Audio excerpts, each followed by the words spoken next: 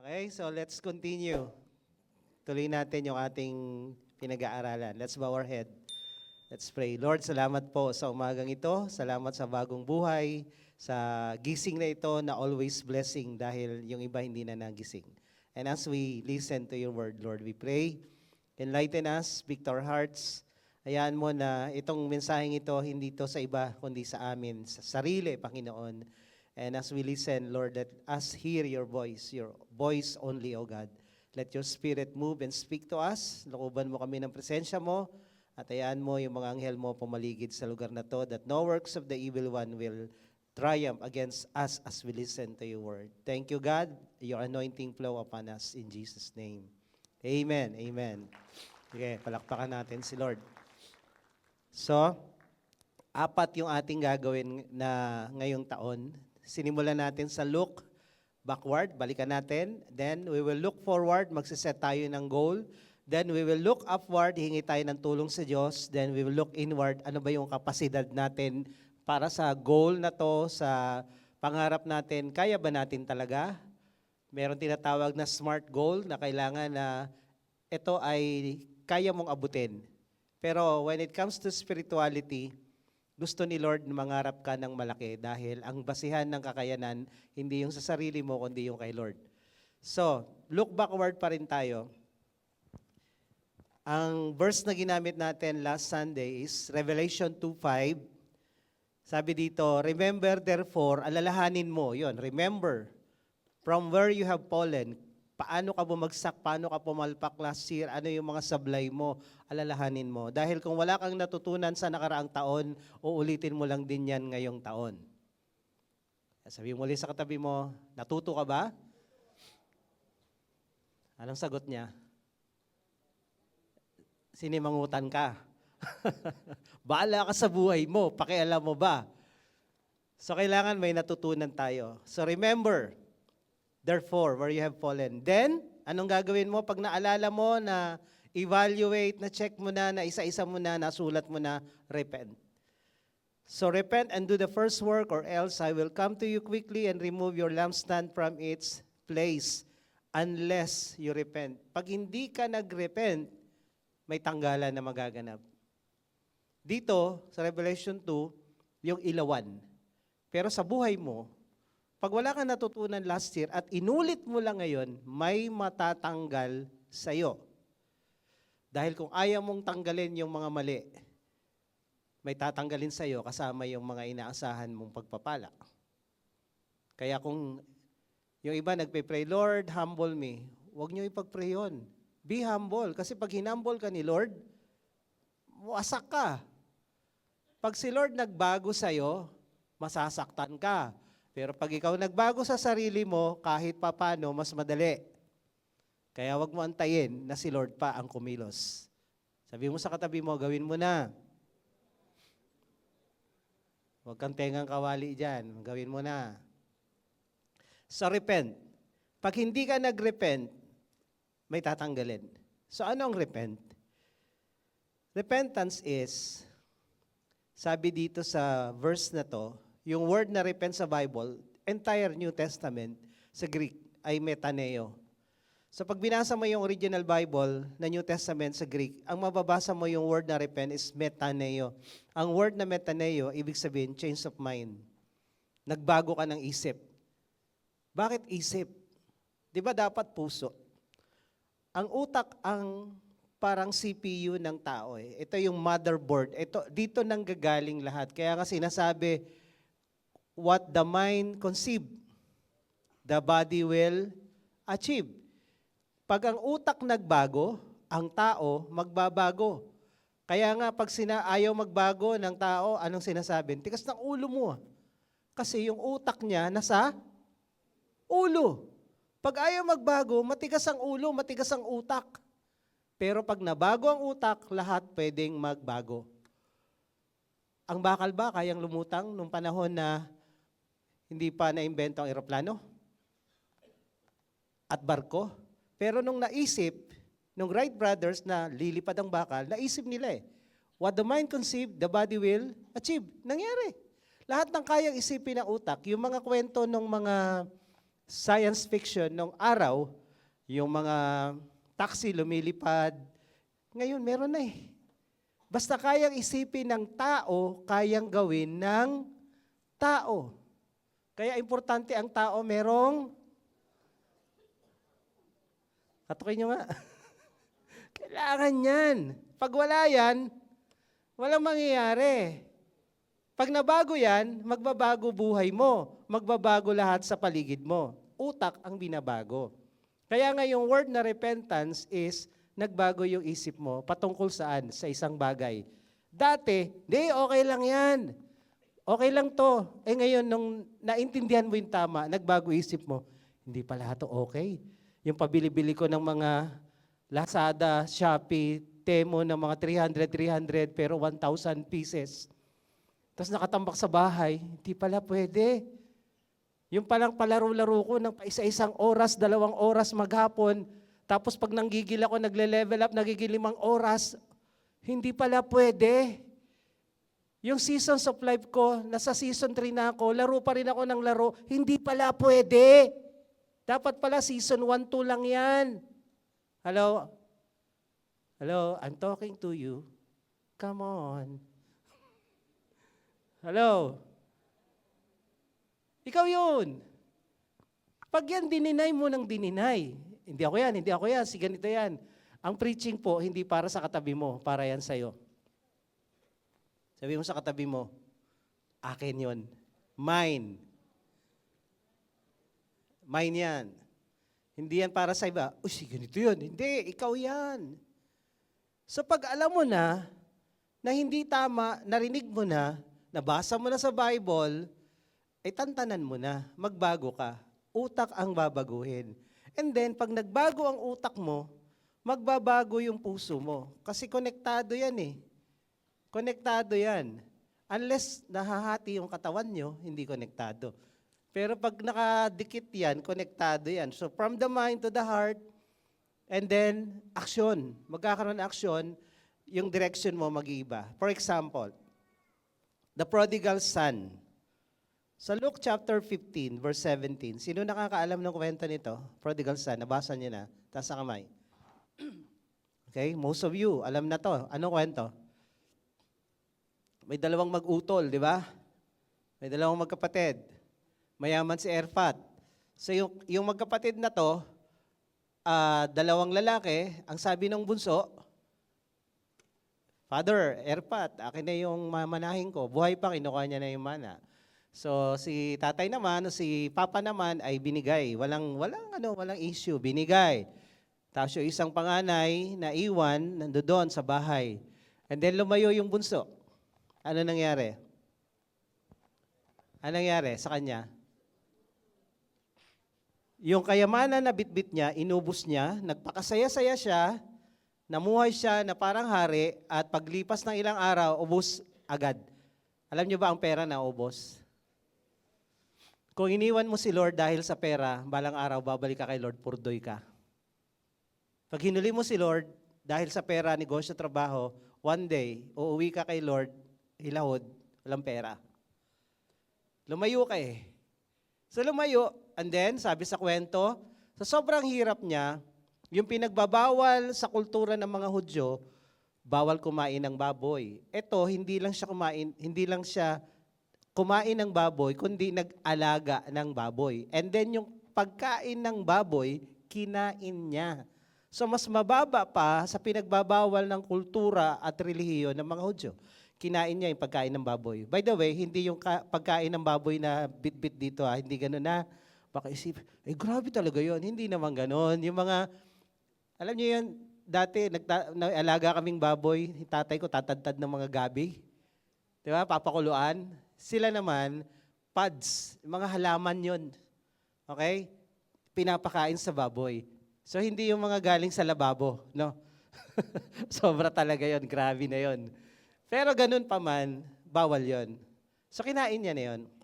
And then, habang siya'y kumakain, nung pagkain ng baboy, tapos yung baboy kumakain din, sarap na sarap, tinitingnan niya, para na silang parehas ng level. Tapos yung baboy sumusulap-sulap sa kanya, okay ka ba dyan? Okay ka ba dyan?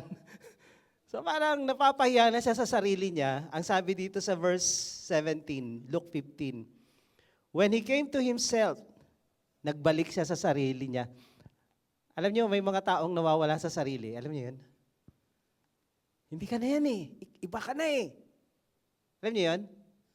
One day, yung anak mo, asawa mo, kung sino man, ganito siya noon. Biglang, ganito na siya ngayon. Asan na yung dating ikaw? Asan ka na? Ba't ganyan ka na? Sino naka-influensya sa'yo? Anong tinitira mo? Ano ba tinitira mo? Coke? Pepsi? Alam niyo yon? Minsan, yung tao, hindi niya alam na wala na siya sa sarili niya. Wala na, pero yung nakapaligid sa kanya, hindi ka naman ganyan dati. Ba't ganyan ka na ngayon? Alam niyo yan? Alam niyo sinasabi ko? Meron kayo kilalang gano'n na hindi na siya yan? Meron? Meron? Huwag niyong banggitin pangalan, baka nasa tabi niyo. Meron? Meron. So itong taong ito, itong bunso, nawala siya sa sarili niya. Siguro lumaki namang matino to. Matino tatay eh, pinalaki siya ng matino eh. Biglang siguro natropa, alam niyo, evil company, corrupt good manners, sabi ng Bible. Kung sinong barkada mo, magiging ganun ka. So natropa siguro, baka nga pag alis niya ng bahay, kasama yung tropa. So ngayon, nung naghihirap na siya, kinakain niya yung pagkain ng baboy, sabi dito, he came to himself. Bumalik siya sa sarili niya. Napag-isip-isip niya na, teka lang, mali itong kinalalagyan ko eh. Pagkain ng baboy, kinakain ko. Baboy, inaalagaan ko. Hindi nga yan pwedeng kainin sa amin. Plus, sa bahay ng tatay ko, ang dami naming katulong. Ang tataba nila, ang busog lahat. Samantalang ako dito nagtitiis ng hirap. Na-realize niya yon. Sabi dito, he said, how many of my father's hired servants have more than enough bread, but I perish herein with hunger. Sabi niya, ako namamatay na rito sa gutom. Na-realize niya. Bakit niya na-realize? Habang naghihirap siya, habang pangit yung nangyayari sa buhay niya, nag-i-evaluate siya.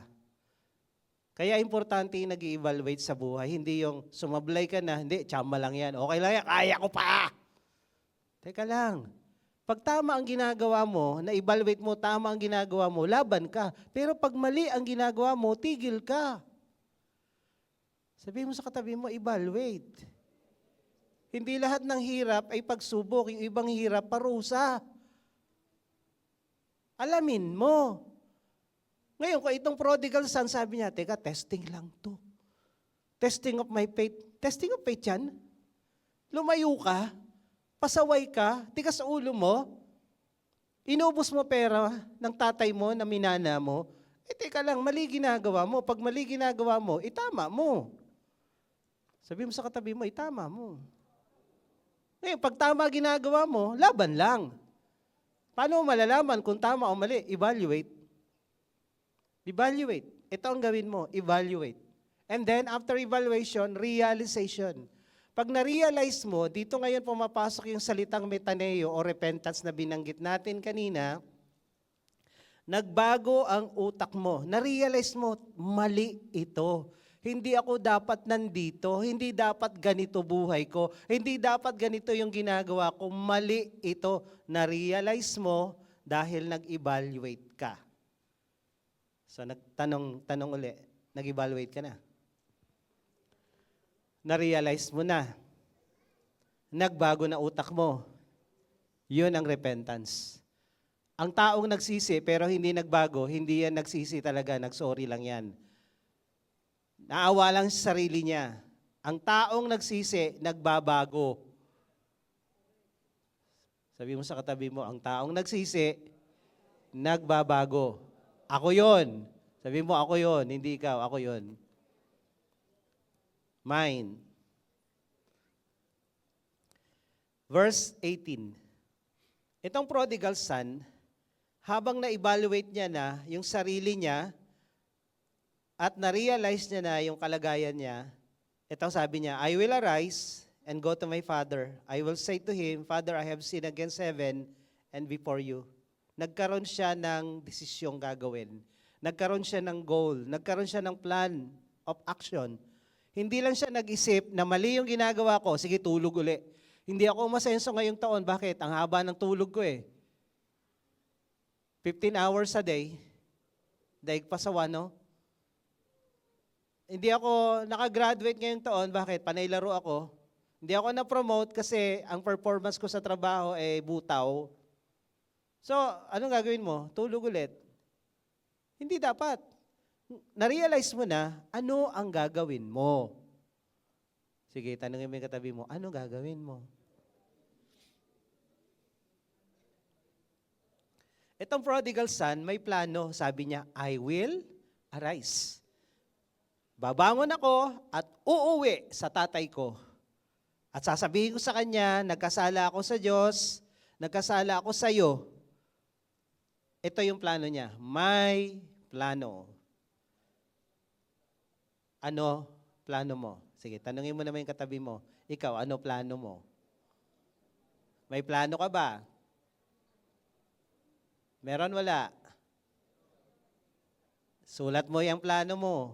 At maganda nga yung plano mo, kung may Bible study kayo, sinishare mo doon. Hoping na kayo ay nagtutulungan. Huwag nyo i-share sa iba. Doon lang sa grupo. Okay? Huwag nyo i-share yung plano nyo sa Facebook. Baka baka hindi matuloy. Diba? Yung mga planong alis-alis, biyahe, hindi natutuloy. Pag biglaan, natutuloy. So, sabi dito, I will. May desisyon. Ito pa ha, the will to change comes from you. But the power to change comes from God. Pag hindi ka nagdesisyon, hindi ka magbabago.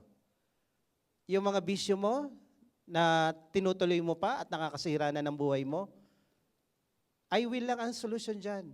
Ititigil ko to. Kaya mo? Hindi. But I can do all things through Christ.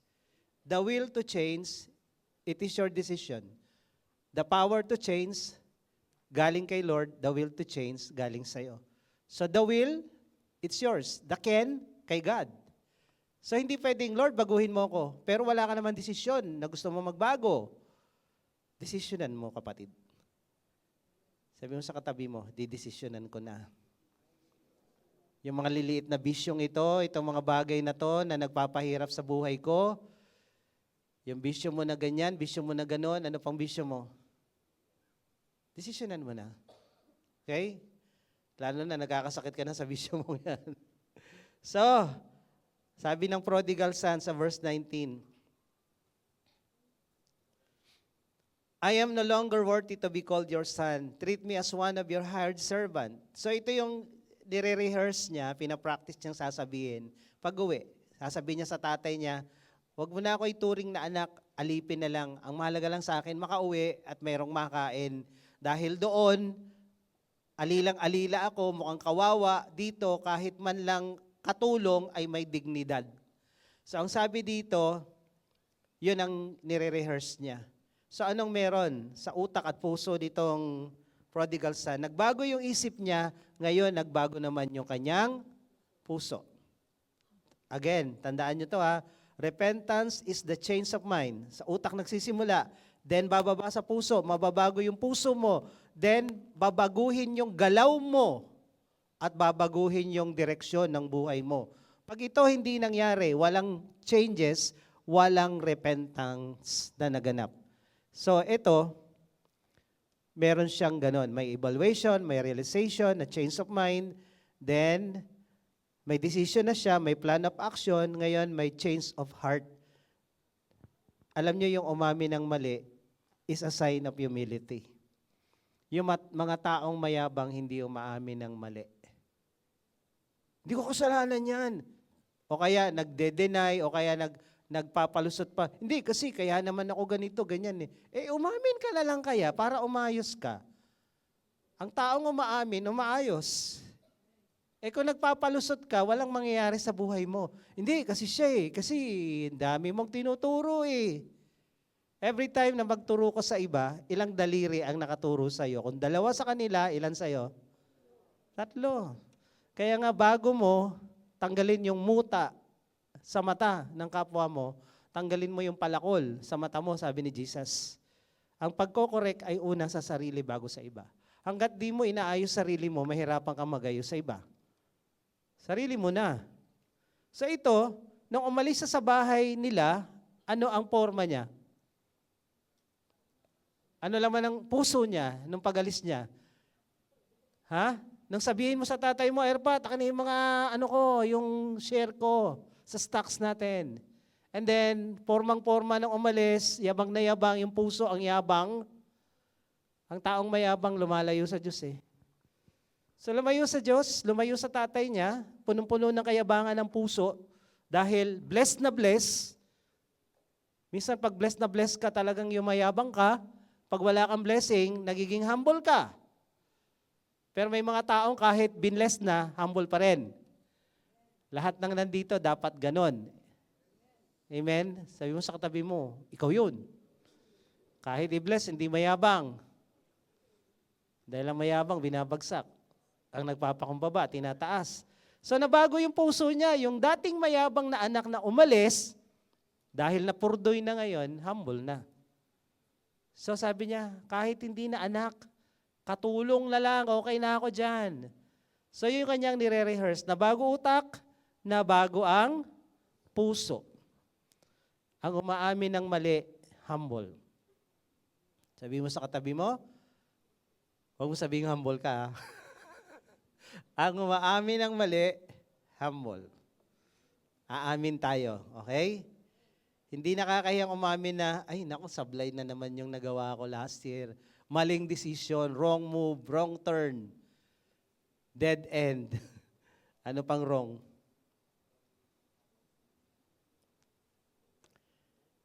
Verse 20. Sabi sa verse 20. And he arose and came to his father. Bumangon siya, yung kanyang plano, yung kanyang sinulat na plans and goals, ginawan niya ng implementation. Merong aksyon. At yung aksyon dati niya ay palayo sa tatay niya, ngayon yung aksyon niya, palapit. Change of action, change of direction. Ang tunay na nagsisi, na bago utak, na bago puso, na bago yung ginagawa. Nagsisi ako pero yun pa rin ginagawa ko. Teka lang, anong nabago? Wala.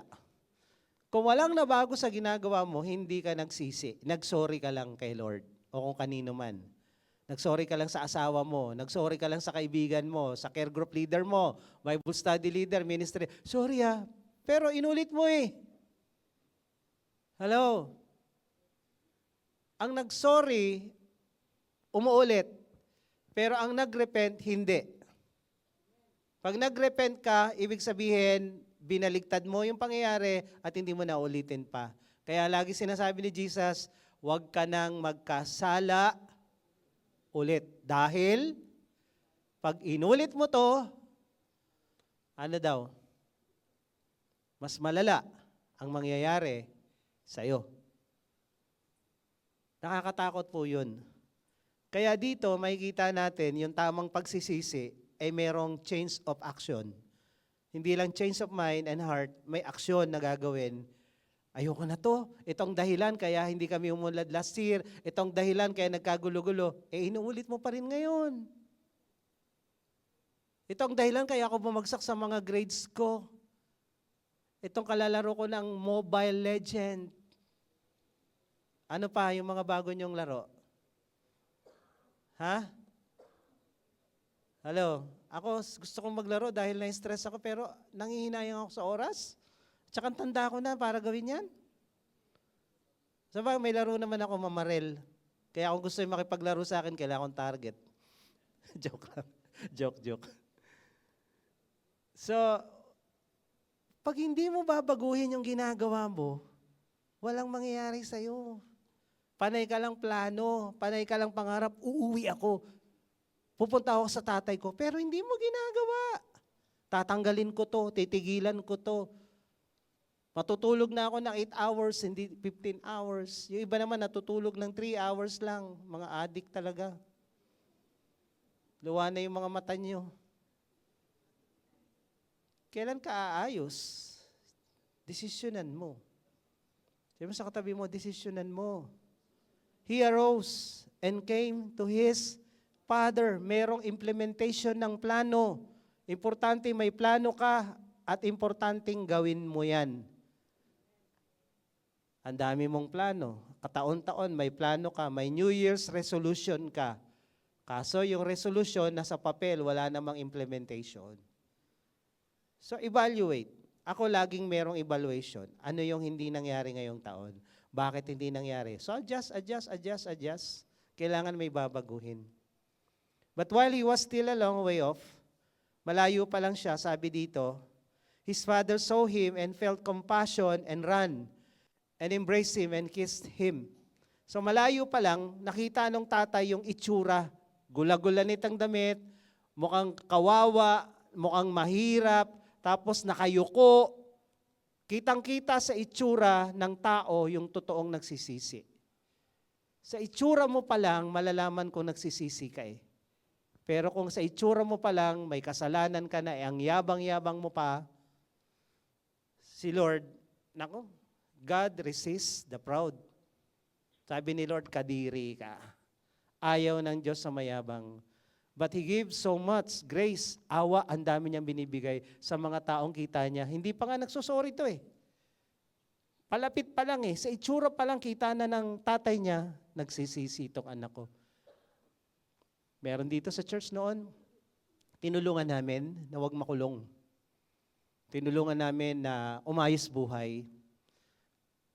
Gumawa ng kalokohan one at a time, second time, third times, and then, syempre, hindi kami masaya.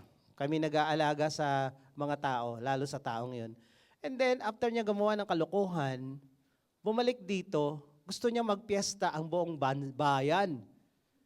Talaga gusto niya, salubungin niyo ko, galing ako abroad. Gumawa ako ng kabalbalan doon. Kailangan niyong magdiwang dahil andito ako. Sabi ko, anong klaseng tao to? Wala man lang bakas ng pagsisisi. At galit pa. Kung ang prodigal son, umuwi na talagang, Father, andito na ako. Ano ba, walang banda? Bakit walang banda? Di ba ang yaman natin, dapat sinalubong niyo ko ng red carpet. Mula Syria hanggang Israel siguro. Palagay niyo, ang gagawin ng tatay? Ha? Pahabol sa mga bulldog yan. Hindi ganito itsura, hindi tatakbo yung tatay at yayakapin siya ng ganon. Pag nakita niya, ang yabang nito pakawalan niyo nga yung mga tigre natin yan, pahabol niyo yan palayo. Pero nung nakita niya, nagpapakumbaba, yung tatay na mismo ang tumakbo at lumapit. Dahil nasa utak ng tatay, baka magbago pa isip nito dahil nahihiya. Pero yung mga walang hiya, nilalayo ng Diyos sa sarili niya. Dahil ang mga walang hiya, mayayabang. Hello? Hiyang-hiya siya eh. Ang tunay na nagsisisi, nahihiya. Nagpapakumbaba. At hindi na uulit pa. Sabi mo sa katabi mo, hindi na uulit pa. So change of action and direction. So look backward. Look forward tayo. Again, sabi dito sa Revelation 2:5, remember therefore from where you have fallen. Repent. Do the first works. Ulitin mo yung tamang ginagawa mo noon. Nung nagsimula kang nakakilala kay Lord, tama ginagawa mo eh. Nung nagsimula kang mag-Bible study, na-enjoy mo, tama ginagawa mo eh. Araw-araw, nagbabasa ka ng Bible, nagwo-worship ka, every week, ang Sunday, excited ka. Pero bakit ngayon? Anong nangyari na? Asa na ang init ng iyong pagsinta? Bakit ngayon? Naglaho na. So, merong merong pagbabago palala, hindi paganda. So, ang sabi ni Lord, bumalik ka sa dati. Ulitin mo yung tama. Do the first work. Patungkol sa buhay natin, nung tayo'y nasa ayos pa, nagsiset tayo ng mga goals and plans, nangangarap tayo ng malaki. Pag tinanong niyo yung mga bata, yung mga 2 years old, 3 years old, tanongin niyo, anong pangarap? Tanongin niyo, anong sabi ng isa? Ang gusto mo maging paglaki mo? I want to be a doctor. Doktor, ha? Ay, nung nag-teenager at nagkapalpak-palpak ang buhay, ang tigas ng ulo, jowa dito, jowa doon. And what do you want? Konduktor. Konduktor na lang. Bumaba na yung pangarap kasi tikas ng ulo, daming sablay, daming palpak. Kaya nga makinig kayo ha. O, ikaw boy, anong gusto mo? I want to be a president. President of what? Philippines.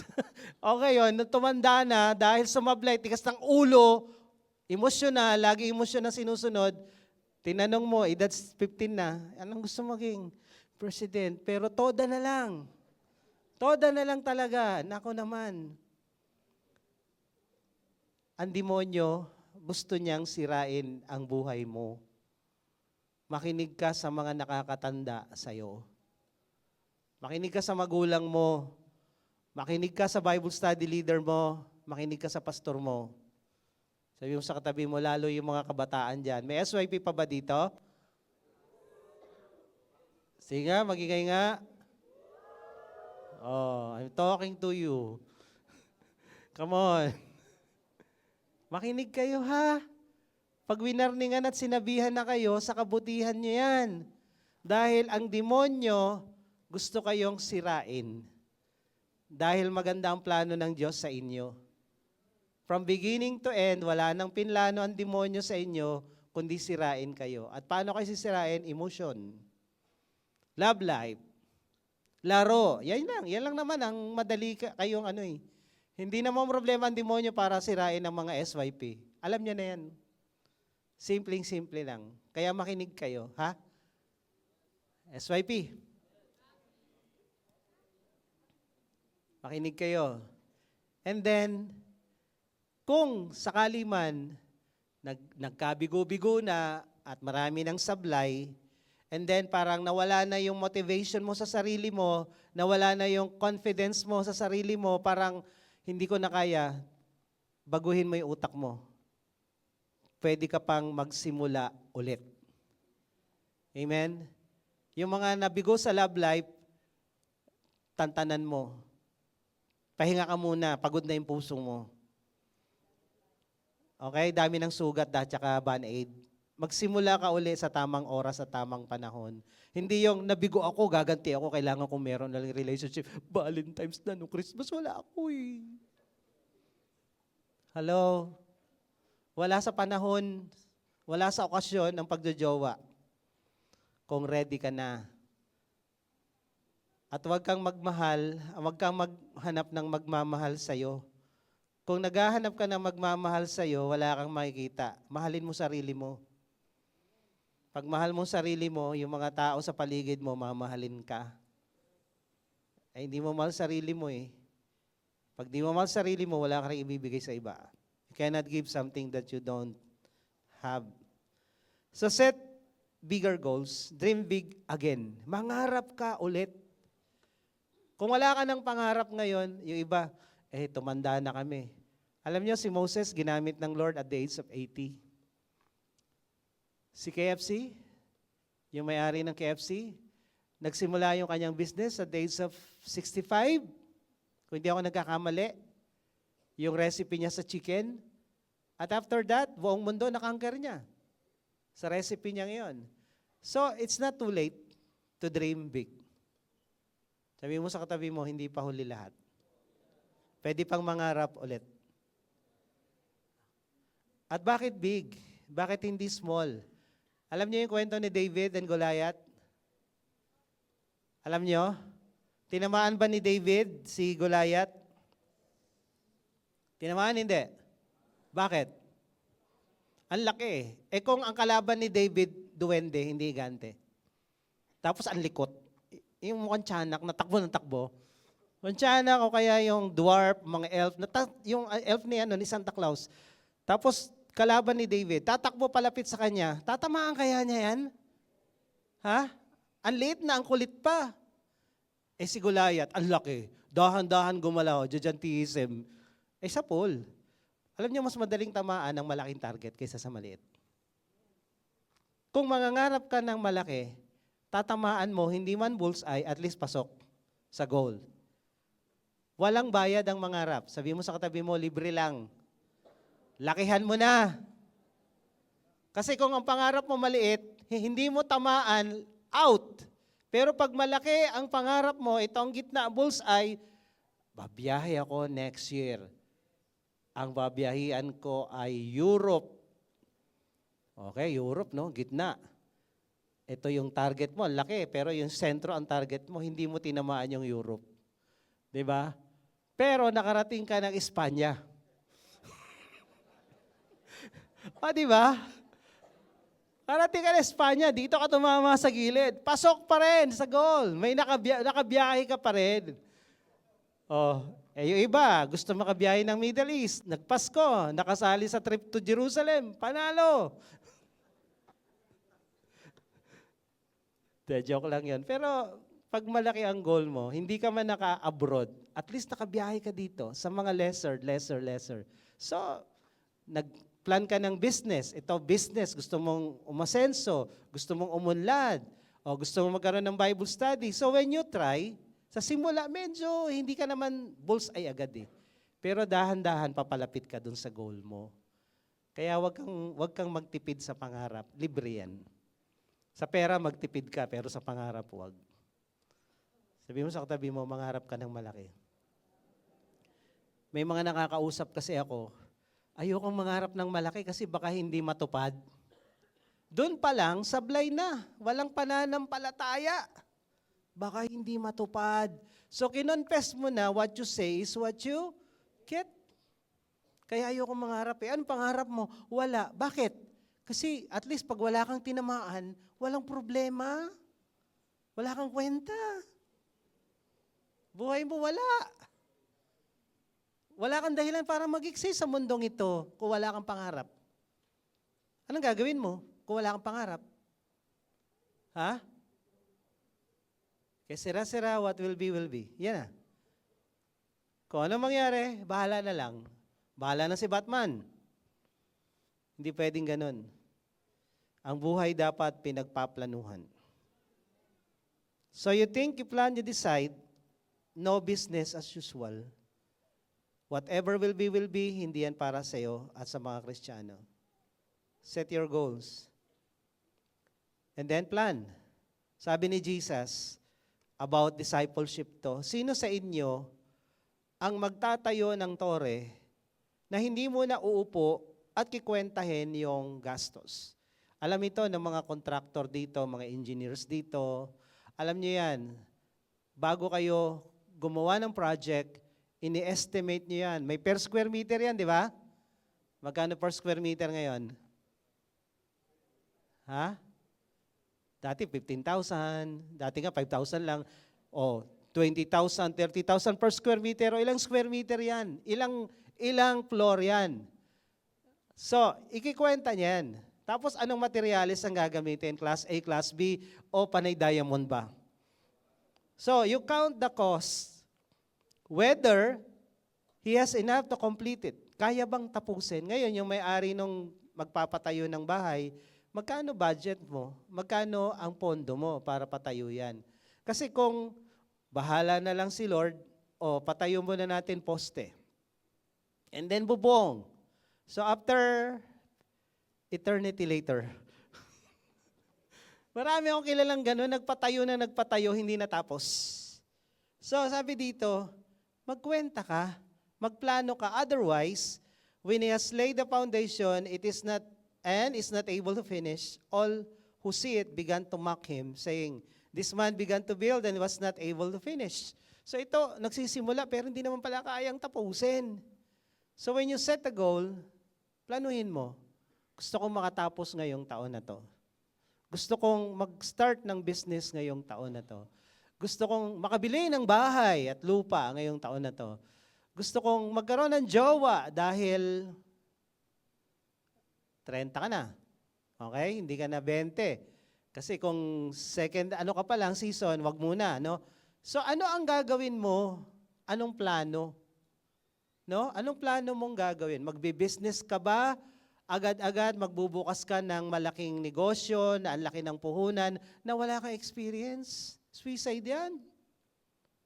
Magsimula ka sa maliit.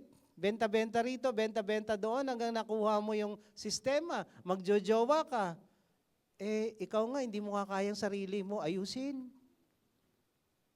Gahanap ka pa ng ibang poproblemahin. Gusto mo mag-asawa, hindi ka naman marunong magluto. Tadyakan ka ng asawa mo. Tapos panay order sa labas. Di ba, may ano naman, food panda. Tapos ang sahod mo, 1,000. 2 order pa lang, ubus na. So, planuhin mo yung takbo ng buhay mo. Kung gusto mong gumanda, magplano ka. Magplano ka. Ang sabi ni John Maxwell, people never plan to fail, but they failed because they failed to plan. Wala namang taong nagplanong mabigo. Pero nabibigo. Bakit? Walang plano eh. May pangarap pero walang plano. Ang daming satsat pero walang implementation. Anong plano mo? Ito, gusto ko. Ano ginagawa mo? Ay, kailangan ba? Kailangan ba may gawin para mangyari yan? Kailangan. May plano at may implementation. So, people never plan to fail. Walang plano ang taong mabigo.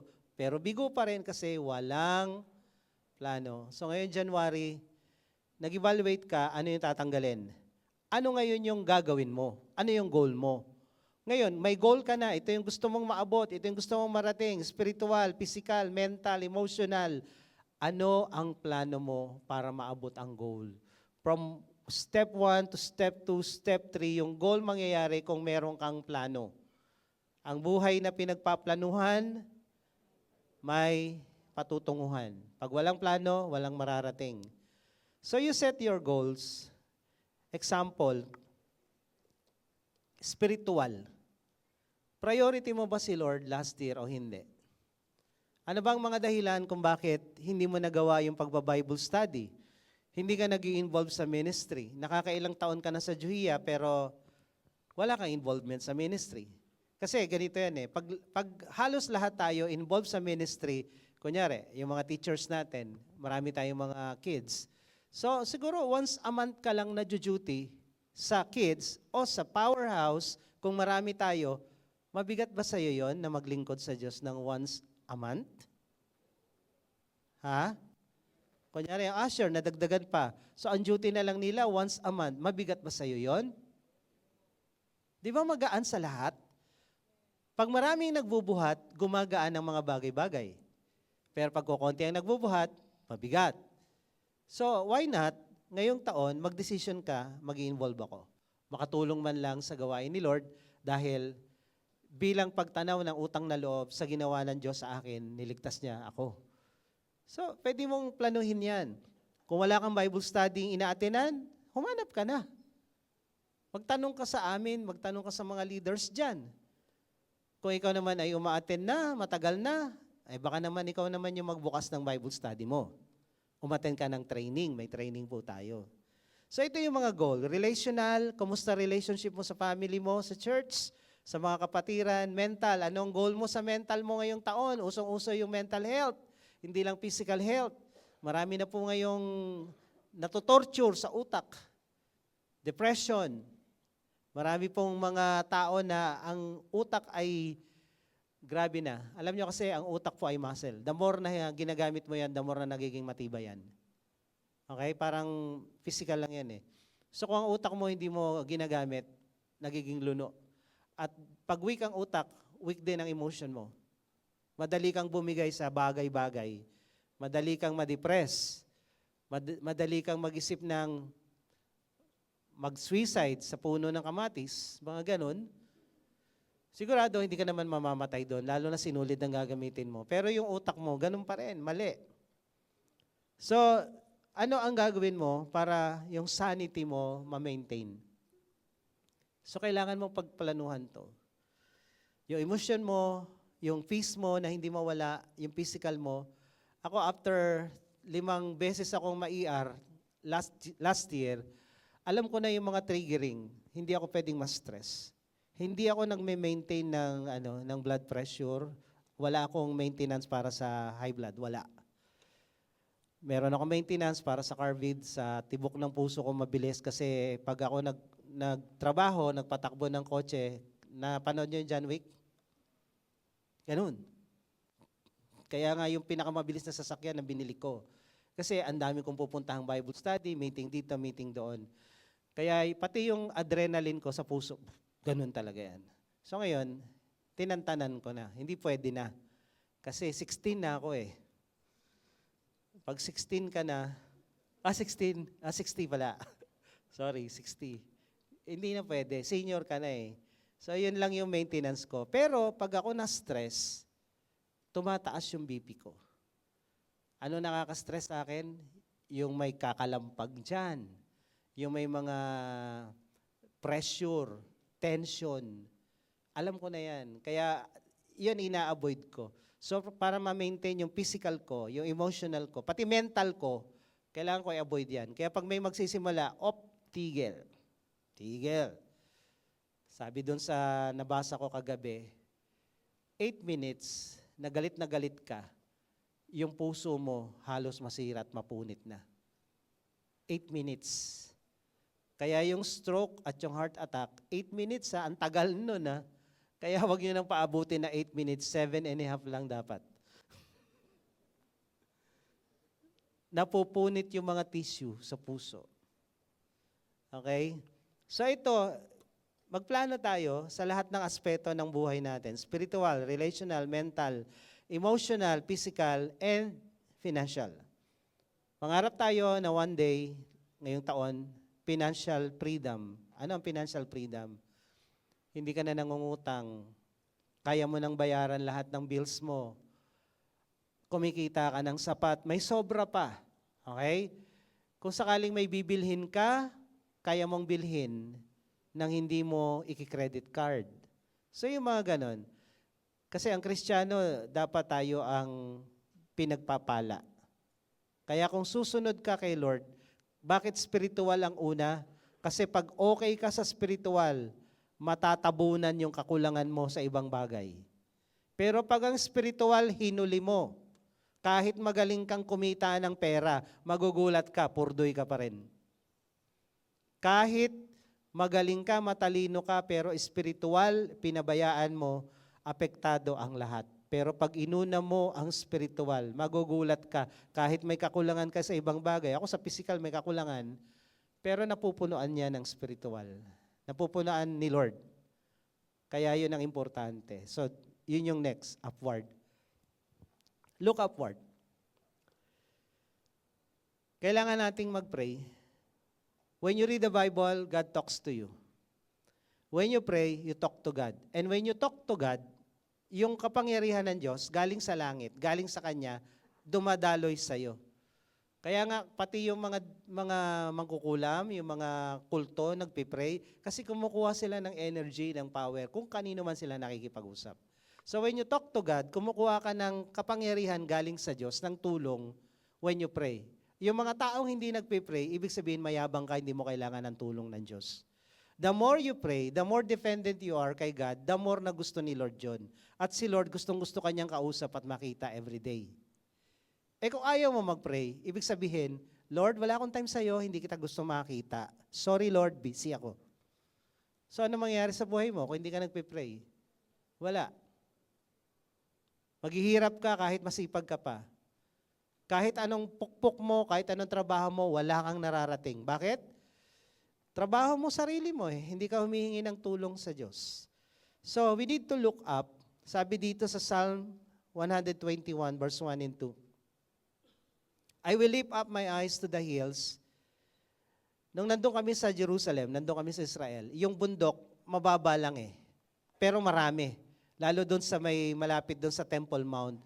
Kasi laki lang ng bundok yan ng Cloud9, itong dito sa Antipolo. Pero nakapaligid ito doon sa siyudad ng Jerusalem. So, when they say, when I look up my eyes to the hills, yun yung tinutukoy nila, yung Mount Zion.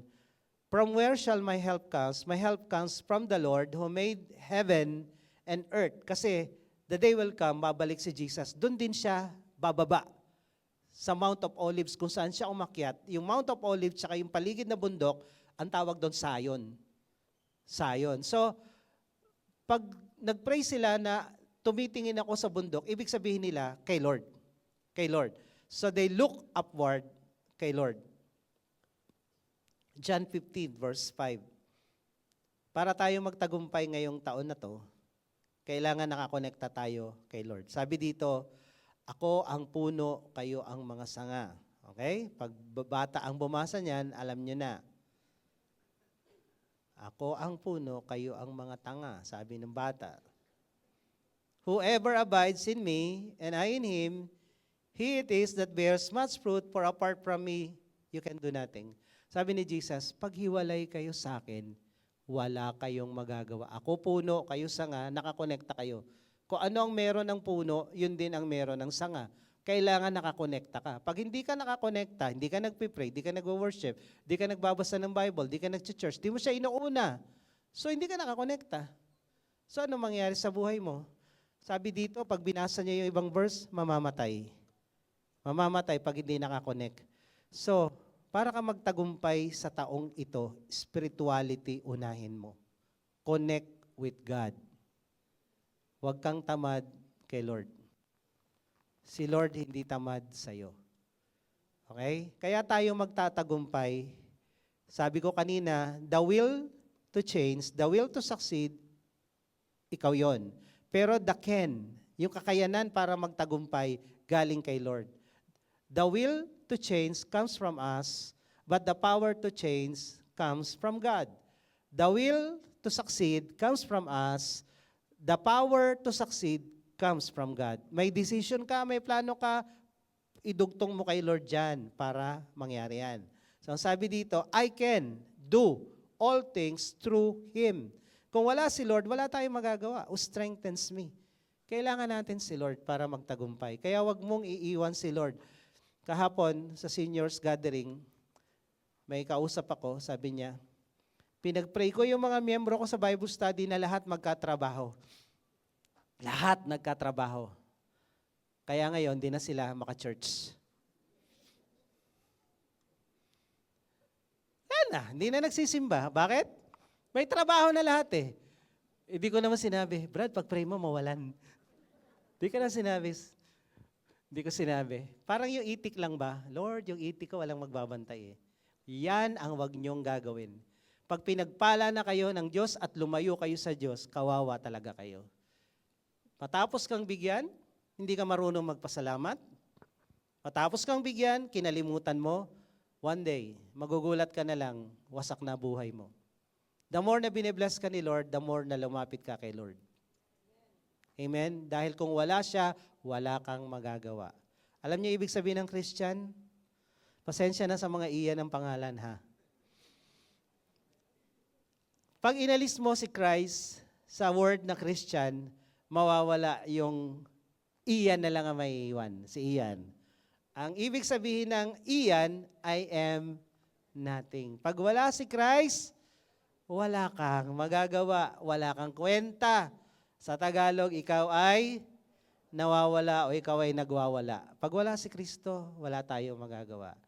Kaya nga tayo ay Christian, kailangan nakadikit tayo kay Christ. Kaya sabihin mo, huwag kang hihiwalay. Huwag na huwag. And lastly, look inward. Sabi ni Socrates, philosopher na Greek, kilalanin mo sarili mo. Ito yung dictum nila. Mahirapan kang lumaban sa kalaban pag hindi mo kilala yung sarili mo. Before you know the enemy, you know yourself. Bago mo gagawin yung mga plano mo sa buhay, kilalanin mo yung sarili mo. Anong kakayanan mo? Ang taas ng pangarap mo pero wala ka namang alam gawin sa buhay.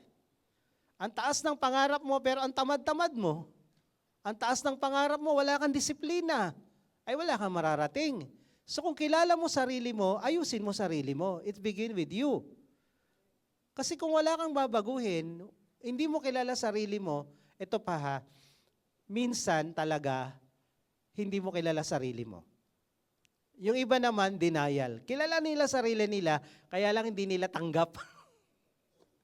Hindi nila tanggap yung sarili nila, kaya sasabihin nila, hindi ako yun ha. Ikaw mismo hindi mo tanggap sarili mo. Ngayon, kung hindi mo tanggap sarili mo, ayusin mo. Kailangan mo tanggapin. Pero yung iba, hindi kilala ang sarili. Ngayon, paano mo malalaman kung sino ka, kung hindi mo kilala sarili mo? Kung ano sinasabi ng mga taong malapit sa'yo, maniwala ka. Pag sinabi ng nanay mo, tatay mo, jowa mo, kaibigan mo, hoy, alam mo, ganito ka. Ano ka? Pakialam mo. Hindi totoo yan. Pag ganyan ang attitude mo, walang mangyayari sa buhay mo. You listen to them.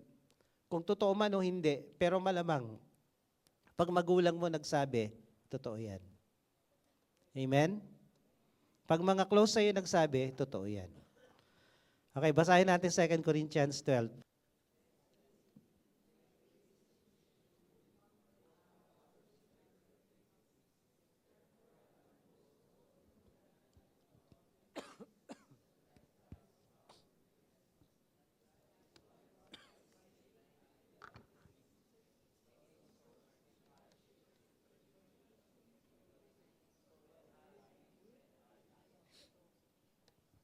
Okay.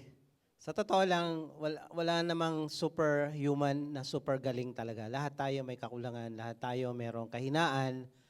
Umamin ka lang. Hindi nakakahiyang umamin na kulang ka dito, kulang ka dyan.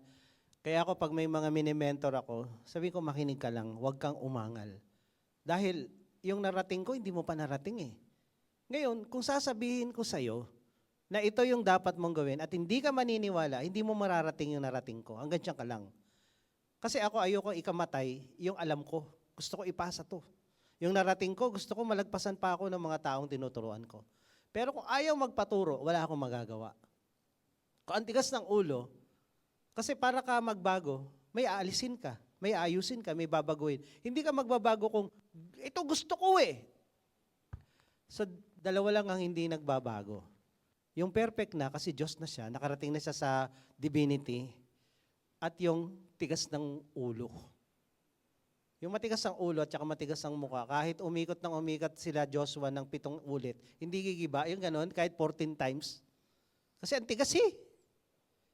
So, ang ayaw magbago, matigas ang ulo, at perfecto. Meron na ba dito nun?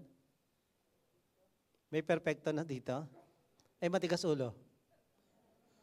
Ang dami! Huwag may turo! Huwag may turo, huwag may turo. Kasi baka may dumanak na dugo dyan. So, ito, kilalanin mo sarili mo.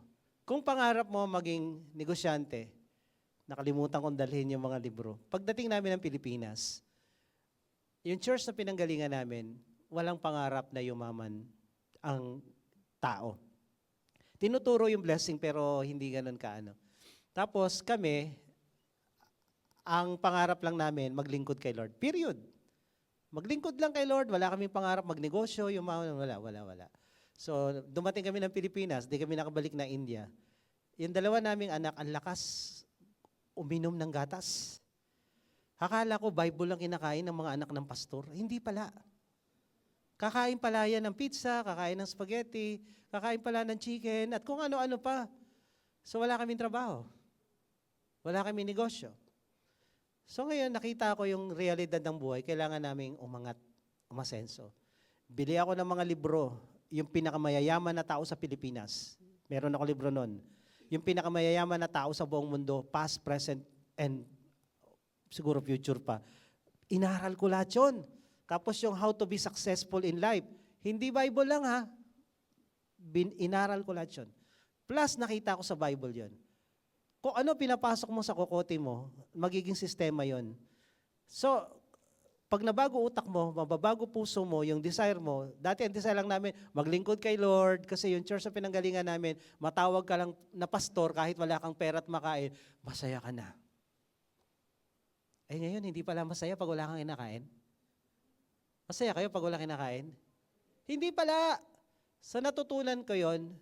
At yun, unti-unti, nagnegosyo kami. Kung ano yung nababasa ko, in-apply namin unti-unti. Kung nasan kami ngayon, merong pinagdaan ng mahirap to.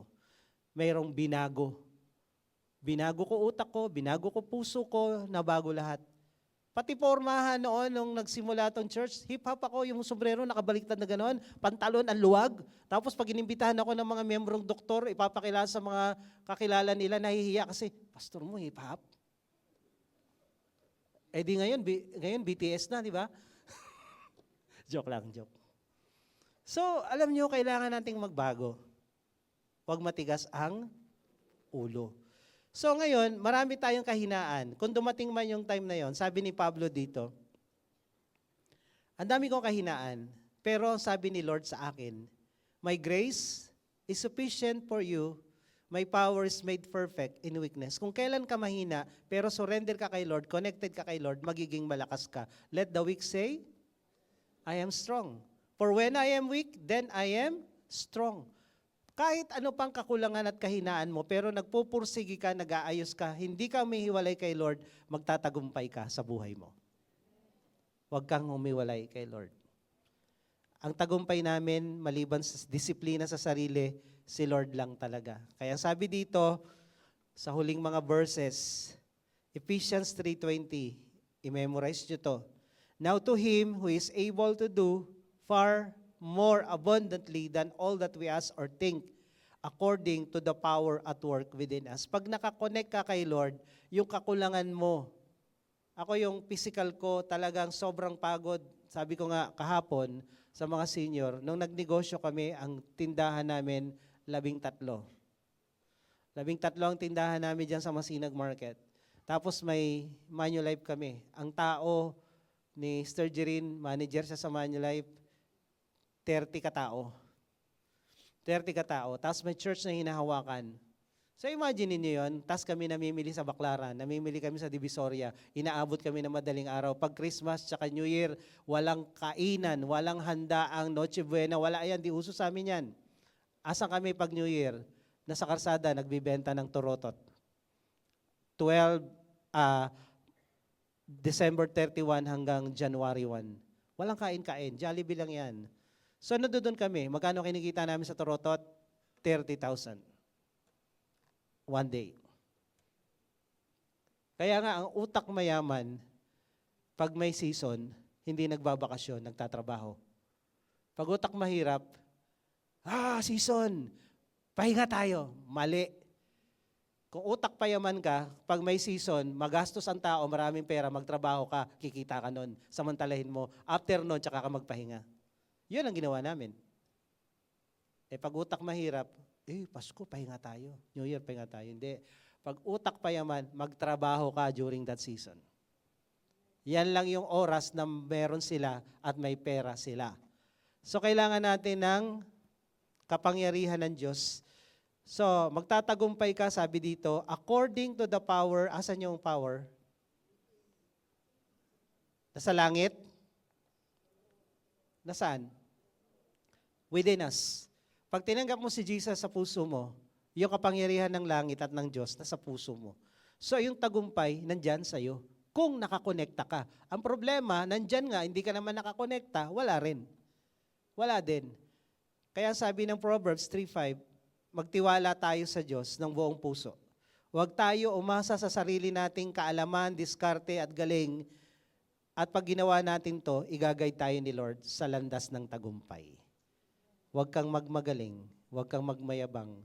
Kailangan natin si Lord sa lahat ng bagay, sa lahat ng oras sa taong ito para tayo magtagumpay.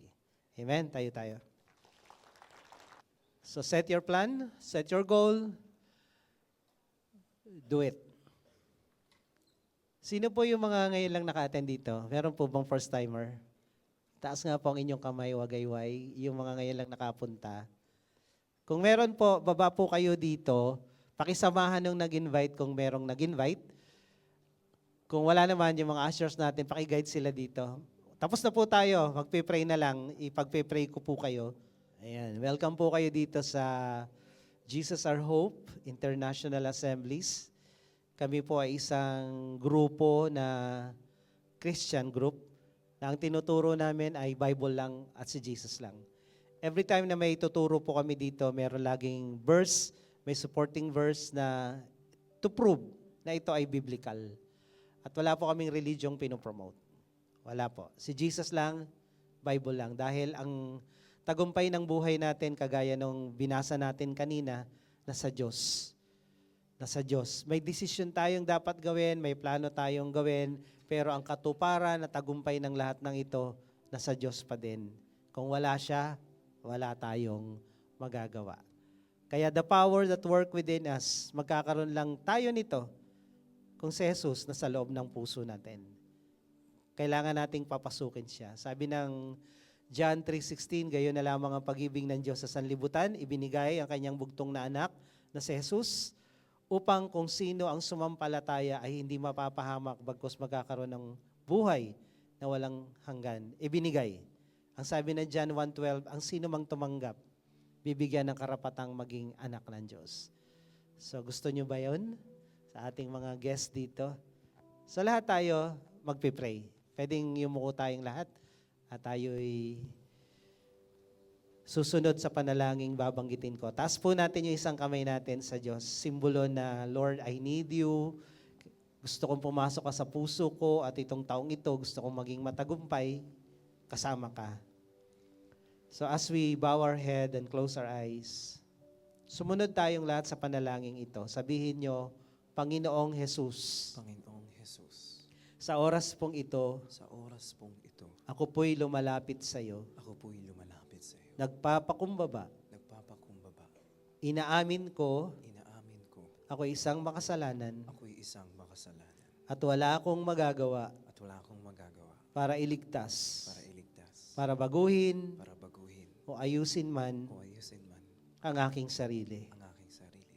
Ngunit Panginoon, Ngunit Panginoon, ako po'y nananampalataya ako po'y nananampalataya, kaya ka namatay sa krus kaya ka namatay sa krus, ay para tubusin ako, ay para tubusin ako, linisin linisin at ayusin at ayusin mula sa aking mga kasalanan. mula sa aking mga kasalanan. Kaya sa oras na to, Kaya sa oras na ito, binubuksan ko sa iyo binubuksan ko sa iyo ang aking puso. ang aking puso. Pinapapasok kita, Pinapapasok kita, tinatanggap kita tinatanggap kita bilang aking Diyos, bilang aking Diyos, Panginoon Panginoon, at tagapagligtas pagligtas ng aking buhay. ng aking buhay. Ito po ang aking dalangin Ito po ang aking dalangin. sa pangalan ni Jesus. Sa pangalan ni Jesus. Amen. Ako na lang po magpipray. Patuloy tayong nakayukot nakapikit. Pwede nyo na ibabangin yung mga kamay. Lord, salamat po sa buhay ng mga anak mo na lumapit dito sa harapan.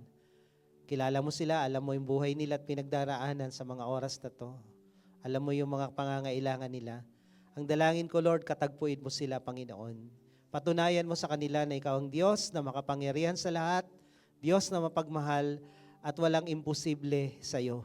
At sa lahat na nandirito ngayon, Panginoon, dalangin ko ang pagpapala mo, ang pabor mo sa simula ng taong ito, ngayong January pa lang, hayaan mo, Lord, yung aming napakinggan, magawa namin. Dahil ang tagumpay at pag-unlad ay hindi tsamba. Pinagpaplanuhan, pinaghihirapan, may ginagawa dapat kami. Ang tagumpay at pagbabago, hindi kusang nangyayari. Kailangan naming gawin. Kaya tulungan mo kami dahil ang plano mo sa amin maganda. Sabi mo, Panginoon, sa Jeremiah 29 verse 11, your thoughts, your plan for us is to prosper us, to give us hope, to give us future, to give the best for us. Hindi mo plano na maging kawawa kami. Hindi mo plano na maging mahirap kami. Ang plano mo bilang mga anak ng Diyos, dahil ikaw ay Diyos na mayaman, ganun din ang iyong mga anak. Kaya ngayong taon, maranasan namin ang breakthrough, maranasan namin ang prosperity, maranasan namin ang umaapaw, siksik, liglig, umaapaw na pagpapala sa lahat ng aspeto ng aming buhay. Lahat ng may utang makakalaya sa utang, Panginoon. In Jesus' name, lahat ng may mga obligasyon mababayaran, Panginoon. Kaya Lord, we speak your breakthrough sa buong taong ito. Salamat, Lord. We entrust everything to you until next Sunday. We give you praise, God. We give you glory. In Jesus' name we pray. Amen and amen.